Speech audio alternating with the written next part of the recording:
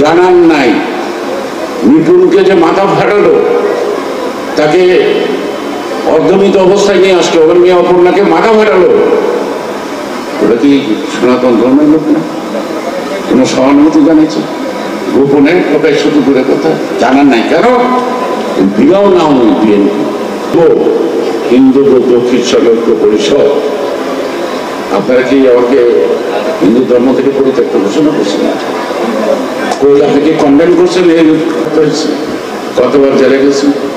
আমার বাড়ি কতবার আক্রমণের শিকার হচ্ছে, কতবার ভাঙছে।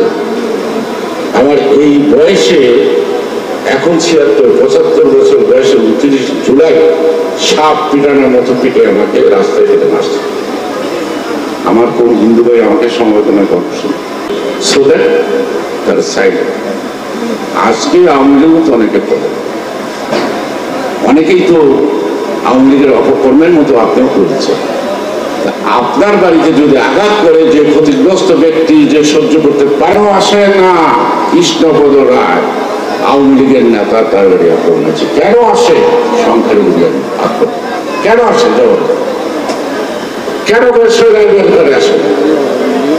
সেই যে সমাজটাকে বিভক্ত কারা করছে, কি কারণে সবাই বাঙালি বানিয়ে দিল সে এখান থেকেই তো আগুন এখনো চলছে, এখন আগুন নেবে নাই।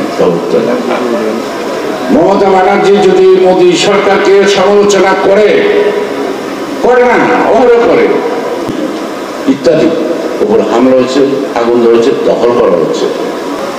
1973 সালে 3রা মার্চ গাজী গোলাম মোস্তফার নেতৃত্বে শেখ মুজিবের নির্দেশে সোলারদি উদ্যানের সৌন্দর্য বৃদ্ধির জন্য নামনা কালী মন্দিরটা একটু ঘুরে ট্রাকে ভরে এই লোকগুলোকে নিয়ে প্রস্তুত করা হয়েছে।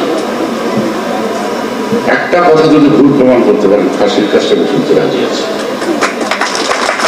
চ্যালেঞ্জ হয়েছে, কারণ আমি তখন চাই না, আমি তখন মাত্র মুক্তিযুদ্ধ করে আসছি, নিজের কানে শোনা, নিজের চোখে দেখা। যদি অসন্তোষে প্রকাশ করি, আমাকে ভারত বিরোধী বলা হবে কেন? কেন বলা হবে? এই জবাবগুলি খুঁজতে হয়। অর্থাৎ হিন্দুদের সুরসুবিধা ভারতকে সন্তুষ্ট করার জন্য তারা এই মাঝে মাঝে এই রায়ট ফায়ার অত্যাচার কথা